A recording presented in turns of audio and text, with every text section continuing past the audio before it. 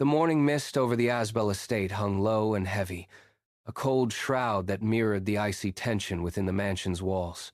I stood by the frosted window of the drawing room, the dark blue manna beneath my skin humming a restless tune.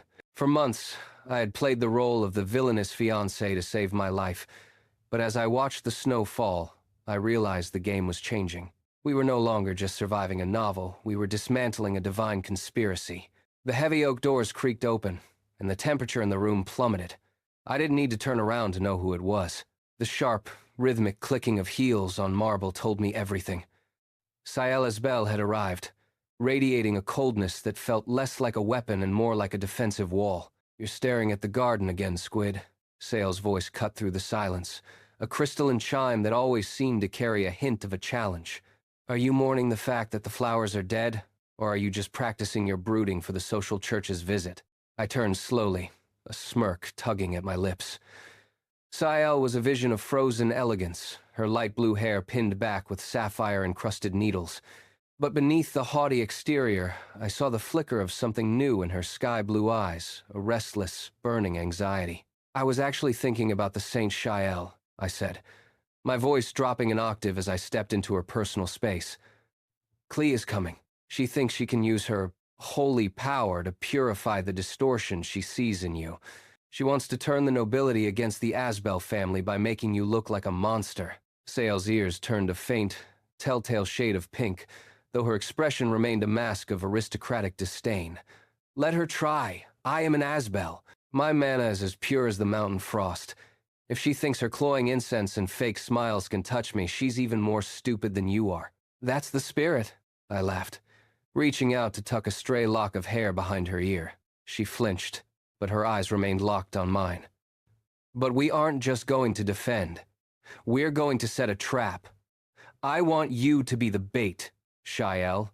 "Bait?" she hissed, her fingers twitching as if she wanted to summon a blizzard. "You want the Ice Duchess to be bait for a girl who smells like cheap roses and hypocrisy?" "Exactly. Let her think she's winning. Let her sting you with her power. And when she's at her most arrogant, when she thinks she has finally caught the villainess, we'll show her what a real monster looks like." The social church's cathedral was a sea of white marble and gold leaf, a place designed to make anyone with a drop of dark mana feel like a stain on a white sheet. As we walked down the center aisle, the eyes of 100 noblewomen followed us like heat-seeking missiles. In the front, bathed in the artificial glow of the cathedral's stained glass, stood Clee. She looked like a painting of a saint, her white robes shimmering as she led a prayer. I felt Saël's hand tighten on my arm. She was radiating a cold, jagged jealousy that she refused to acknowledge. Across the room, surrounded by a halo of artificial light, Clyde glided toward us. "Lady Saël, Lord Aaron," Clee said, her voice amplified by her mana so that the entire room could hear. "How wonderful of you to join our humble circle. I was just telling the sisters how much we've all been praying for your purification. The rumors about your recent behavior have been so concerning." "Rumors are the currency of the bored and the talentless, Lady Clee," Saël said, her voice dripping with enough venom to melt the marble floor.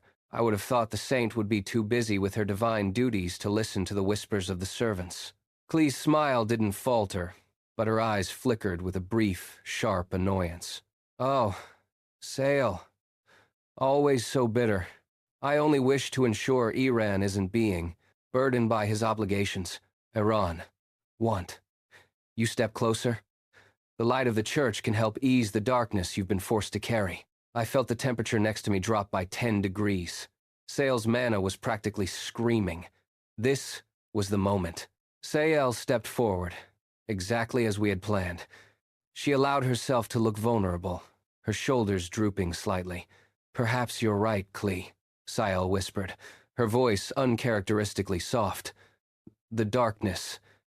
It is heavy." Clee's face lit up with a predatory triumph. She raised her hands, and a blinding golden light erupted from her palms. "Then let the holy power cleanse you, Saël Asbel." Return to the light. The golden light hit Saël with the force of a physical blow. I watched her face contort in pain as the holy power clashed with her own mana. She was being stung, the divine energy trying to rewrite the very nature of her magic. The nobility gasped. some covering their mouths in horror, others in morbid fascination. "Look!" Cly cried out. "The corruption is deep! See how she struggles against the truth!" But then, the air changed. Sael didn't fall. She didn't shatter. She looked up at Cly, and through the veil of golden light, I saw a wicked, beautiful smirk. "Is that all?" Sael's voice wasn't a scream. It was a cold, cutting blade. "Your holy power feels like a lukewarm bath, Cly. It's shallow. It's weak. Just like you." Suddenly, the golden light began to turn a dark, bruised indigo. My mana, which I had been feeding into the cathedral's foundations, surged upward, merging with Sael's frost. We had turned the purification into a conduit. The saint was no longer cleansing the villainess. She was being drained by her. Cly fell back, her white robes losing their luster, her face a mask of sudden, paralyzing terror. The cathedral's stained glass windows cracked under the pressure of the mana. Sael stood in the center of the storm, looking more like a goddess of winter than a monster. "The wicked woman is satisfied," I noted, stepping forward to stand at her side. I looked at the cowering saint. "It seems the miracle was just a trick of the light, Lady Cly. And my fiancée? She doesn't need your light. She has the sun and the moon and the entire night sky on her side." The aftermath of the confrontation was a whirlwind of political collapse for the church. But inside the carriage on the way back to the mansion, the world was silent.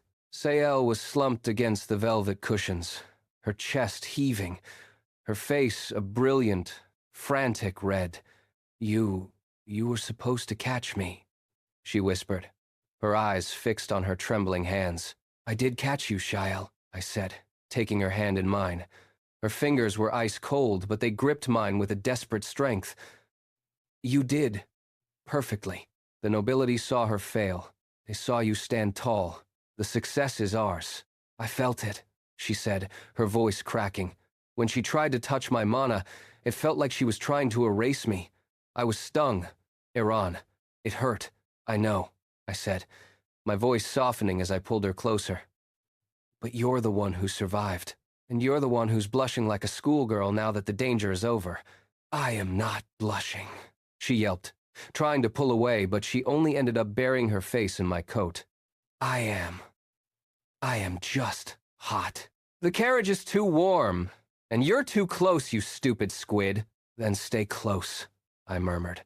"The villainess makes a proposal, doesn't she? After a victory like this, shouldn't we celebrate?" Sael went quiet. She looked up at me, her sky-blue eyes swimming with a mixture of tears and a terrifyingly beautiful affection. "The proposal, Iran. Why did you stay? When the light hit me, you could have walked away. You could have joined Cly. You would have been the hero of the Empire." "Heroism is boring, Shale.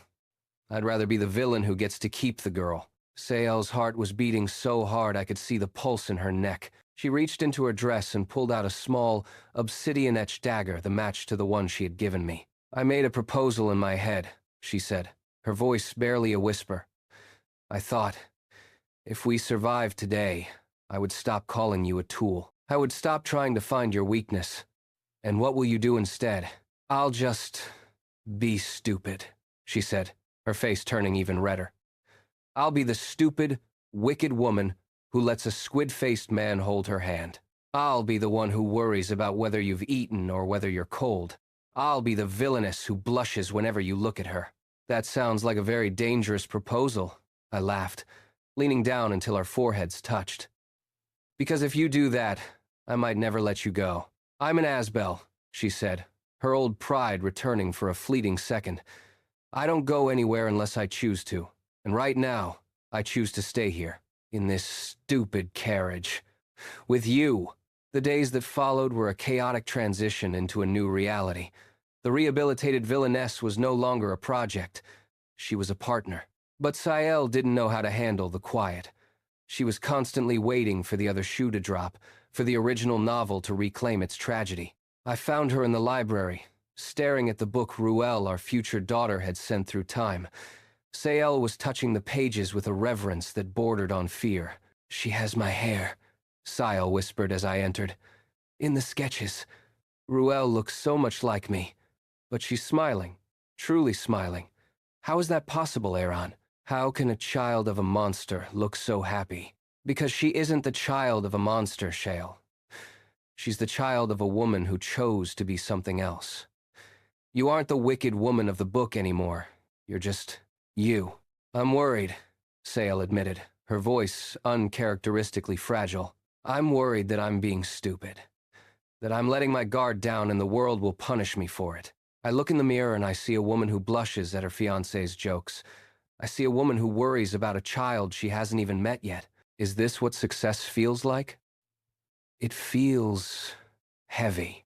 Success is heavy because it matters, I said, sitting beside her. The original story was light because it was empty. Everyone played their roles and then they died. But this is real. And yeah, it's stupid. It's stupidly complicated and stupidly scary. Sael leaned her head on my shoulder, her light blue hair flowing over my arm. Iran? Yes? Shael? I think I want to meet her. Ruel. I want to make sure the world she's born into is one where she never has to learn how to be a wicked woman. I want her to be the first Asbel who is just happy. Then we'll make that world. We'll be the villains of the Empire so she can be the saint of our home. Sael let out a soft, genuine laugh, a sound that felt like the first day of spring. She turned to me, her eyes clear and determined. The villainess is blushing again, isn't she? Like a sunset, I teased. Then don't look, she said, pulling me down into a kiss that tasted of obsidian and winter lilies. Just stay. Stay until the stupid worry goes away. Stay until the book ends. I'm not going anywhere, Shael. The ending hasn't even been written yet. As the moonlight filled the library, I realized that the rehabilitation was over. Sael Asbel didn't need to be fixed. She just needed to be loved. The wicked woman had become a wife in spirit, and the tragedy of the original novel had been replaced by a beautiful, messy, and wonderfully stupid reality. We were the villains, and for the first time in any story, the villains were the ones who got to be happy. Sael squeezed my hand, her fingers finally warm. Iran, yeah? You still look like a squid. And I still love you, you brat.